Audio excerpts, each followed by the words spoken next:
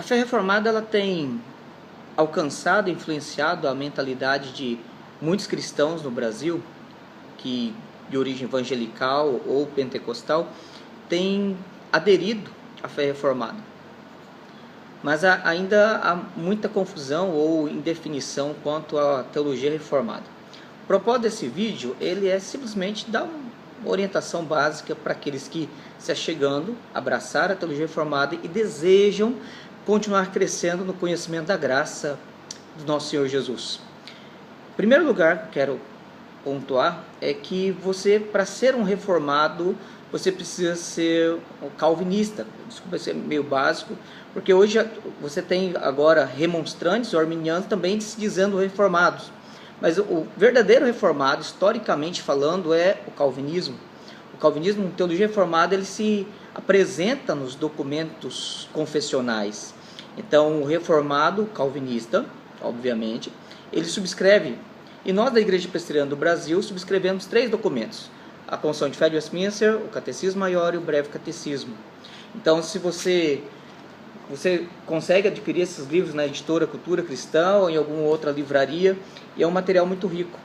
Mas não é apenas ler ou aceitar de uma forma geral. Inclusive, na última reunião do Supremo Concílio, a IPB ela decidiu que a subscrição ela é estrita ou plena.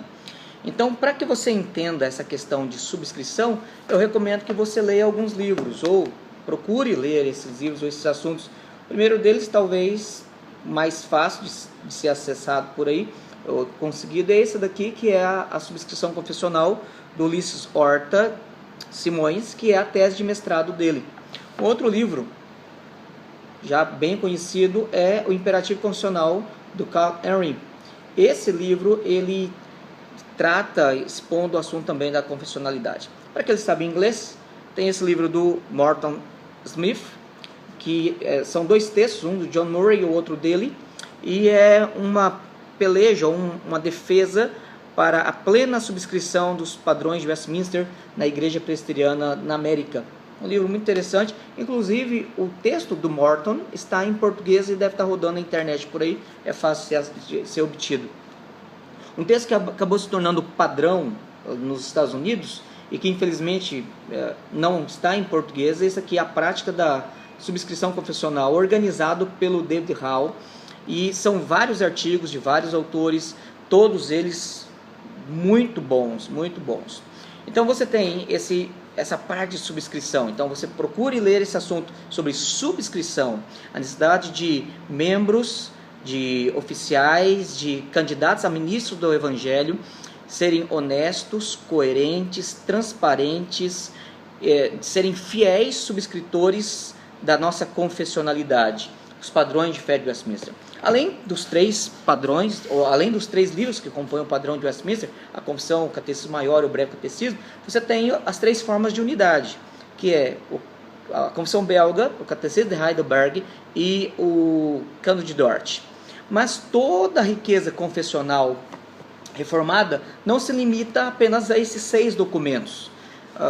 James Denison ele fez uma coletânea de 2 séculos, século XVI, século XVII, e você tem nesses 4 maçudos volumes toda a coletânea possível, acessível, traduzidos para o inglês moderno, com notas introdutórias falando de cada documento, de regiões e outros documentos não são tão conhecidos. Então você precisa conhecer a confessionalidade da fé reformada.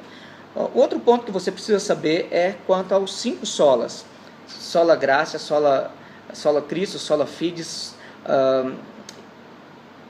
sola escritura e sola deo gloria.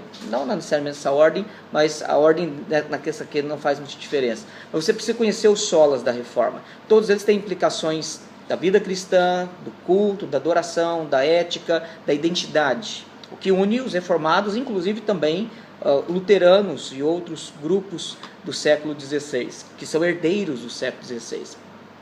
Mas especificamente, como presbiteriano, como reformado, como calvinista, você também precisa conhecer a tulip, ou 5 pontos do calvinismo.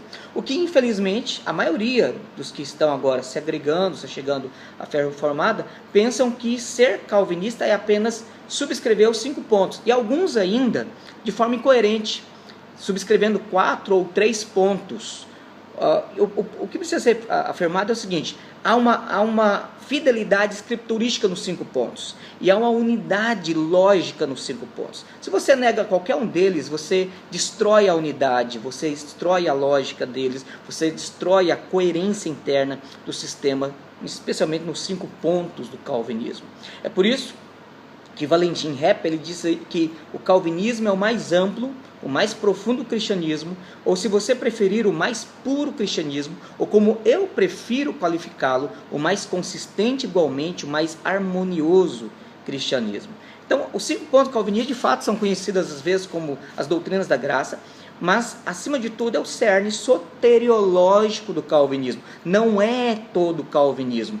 Pensar no calvinismo apenas como 5 pontos é empobrecer a teologia reformada, é empobrecer o calvinismo, que além dos 5 solas, além da confessionalidade, além desta herança histórica, também envolve os 5 pontos do calvinismo, ou a tulipe.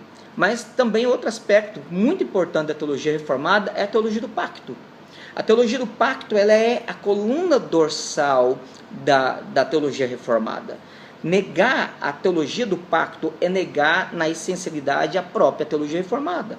Então é interessante que você estude esse assunto também, a teologia do pacto, especialmente nos clássicos, embora haja muitos textos agora, alguns inclusive em português, publicados pela Cultura Cristã, sobre teologia do pacto, e que você precisa conhecer. Um outro livro, dando prosseguimento à questão dos 5 solas, é esse livro que foi publicado pela Cultura Cristã, que inclusive foi uma declaração dos chamados evangélicos confessionais, né, lá nos Estados Unidos, e que esclarece muito os 5 solas da reforma. Além da teologia do pacto, além dos 5 solas, além da tulipe, um outro aspecto que precisa ser conhecido da teologia reformada é o seu cessacionismo.